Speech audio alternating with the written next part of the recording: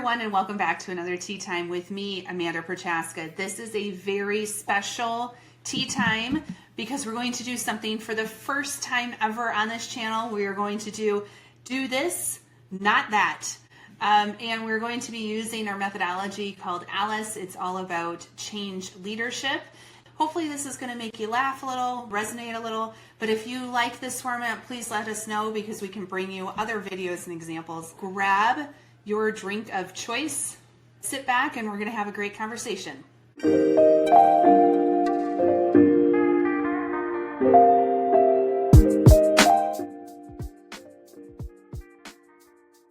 My drink of choice is a coconut pineapple iced tea today. It is warm here in Vegas and it's very refreshing. So hope you have a drink of choice today. We're going to start with our ALICE methodology. If you don't know about ALICE, we have plenty of videos on ALICE, but if you just as a top line, and then you can dive in other videos, but it's act with authenticity. So that's A, lead with love, inspire others, create community, and engage purposely. So what should you do if you're going to be using ALICE, and some examples of what not to do. So let's go ahead and get started with act with authenticity. Being an authentic leader, how about that? This is how it would go down. You know what, y'all? This is going to be a great change for all of us, but it's going to be hard to go through this journey because most good changes are hard actually to get through. And we know this specifically is going to be changing, and this is not going to be changing because that's equally important because we want you to know what's going to remain the same. Now, it's going to take all of us to get there, but it will be worth it. And here's what it's going to feel like and the work that we're going to need to do together. That's an authentic leader, not this.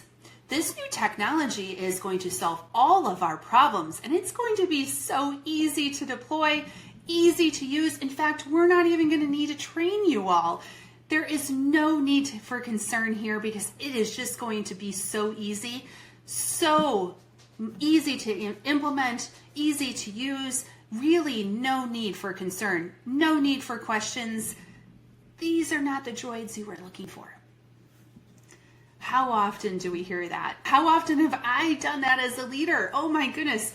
You get so excited about the change and you've been told by the salespeople that it's going to be so easy that you forget that there's this person in the back of the room going, but I have concerns. And you're just, no, that's silly. You don't need any concerns because this is going to be so easy. Not authentic, because what happens is you're going to have those people in the back of the room that do have questions. They feel they've been brushed off. And then there's going to be people that trust you and they're going to think it's easy and then they're going to realize that it's not. Just don't do it. Do the first one. Talk about what the reality of the situation is and what roadblocks you might run into and what everyone's role will be in the process. Number one, act with authenticity, what to do and what not to do. Do this, not that, with lead for love.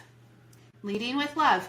What are your concerns and questions, Frank? Your feedback and your questions have been so valuable to us so far because what we've realized is you're asking the questions, but 100 other people actually are thinking the same questions and having the same concerns. And because you've asked them, now we've been able to answer those questions in a more public manner. Everyone else, including yourself, hopefully are getting more clarity around what's occurring with this change. We're very grateful for that. But we also realize that you've asked this question a couple of times now. So is there something that we're missing in how we're explaining our answer? Or is there just something more concerning that is incomplete in your mind that we can help clarify? And we're more than happy to do that for you. And hopefully we can spread that message to others too. Really appreciate the questions, Frank. That's leading with love. What not to do. And we see this so often. And I know it's human nature. We all have our Franks out there that ask questions a lot. Not this. Frank, man, you've asked these questions 7 times now. I just don't think you're getting it, and we're just going to have to move on. I know, we've all done it. We've all had those people that are, oh my gosh, they're asking the same question again. But if we can dive in, have the patience, lead with that love, if we can dive in to find out what the real concern is, you are going to be better off, because I'm sure there are other people that have those same concerns. And I tell you what, if you win over Frank, a lot of people are watching. So don't give up on that guy. He's a valuable guy or gal, right? You're valuable. Those questions are valuable, and getting to the root cause is going to be gold. Just remember, patience and lead with love. Inspiring others. This is what to do. Our mission is to make procurement clearly visible by hitting these 3 metrics: 95% on-time payment, so that we can give payment visibility to our suppliers; 100% PO-backed invoices, increasing visibility to all of our hard-earned dollars for pre-approvals in the process; and 30% reduction in cycle time, where you can see each step and each interaction within the procurement life cycle, thus reducing churn and helping increase our agility within the company. You see what I did there? There's a mission statement, right? We always talk about measurement and mission and measurement. And this is thanks to one of my clients. This is their tagline: making procurement clearly visible. I used that, but then the metrics might be different. I just plugged those in, but you want to couple your mission with some metrics. People know a little bit more context around how you're going to be measuring success too. That is telling a story, and I know I didn't tell a story around this, but telling a story around your mission and why those metrics are important makes all the difference in the world. But don't do this. We're implementing a new source-to-pay system, and you need to use it. We see this, that's pretty short and sweet, but we see this a lot where it's just, hey, yep, new system, you're going to need to use it. That's about it. Yeah, it's supposed to be easy. It's going to make your life a little bit better. But that's about it. We're not going to commit to any metrics. We're not going to set a mission statement. This is just what we're doing. See the difference? Hope you can feel the difference. I'm using all of these examples I have done in the past, and I have felt the wrath of all of the work that happens when you do this wrong. Creating community, number 4. Here is what to do. We're going to get a group of people together, our executive admins, and we're going to bring them together to chat once a week, and just have an open forum of any questions that they have, any concerns that they're hearing from the organization, understanding of what their role is going to be, what the process is going to look like. We're just going to get this group of great people together to have these conversations once a week. It's not going to be overly formal, and it's not about us giving them information. It's about clarifying for them the questions and concerns that they have.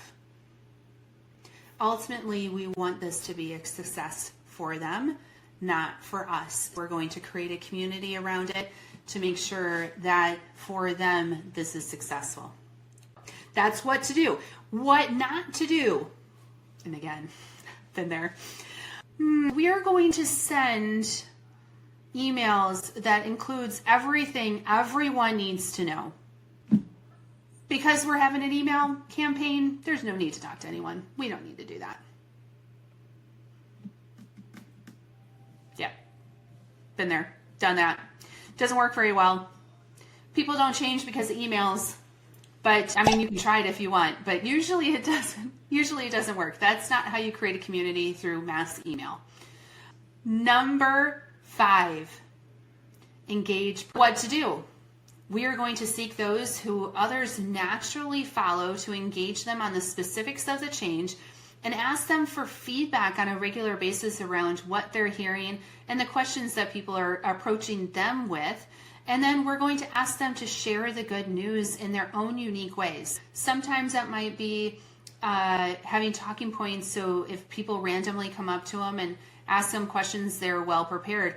Other people that we might engage might have the opportunity to do a town hall. So it really depends on what role they're playing in the organization, but let's engage them to make sure that they can help be our messengers on this change initiative. And hopefully their feedback will also improve our ability to communicate with the organization on what's coming our way. That's how you engage purposely. Not this. Everyone is going to receive a mass email with the same message at the same time. We will hope that they will read it and have no questions. Sincerely, best regards, Amanda. Oh, we see it all the time. And now, don't get me wrong, we do send out emails. Yes, it's great to have a written communication. Most of the time it's not actually an email, it's more of an infographic or something more visual. But that's not just what you need to do, right? There are other ways to engage the organization through creating community and through engaging purposely. Do this, not that. Session 1 completed. I hope you enjoyed it. I did. It was a lot of fun pulling together these examples. If you like these types of videos, please hit the like button and the subscribe. More than happy to bring you more content as we continue to publish it. I love doing this because, man, I've learned a lot through my career. And if I can share it with others to bring them along so you can avoid those mistakes, then we all win. With that said, I am the founder of Wonder Services. We do everything from change adoption through procurement strategy and implementations. If you have need in that space, we're more than willing to talk. Have a great day and cheers.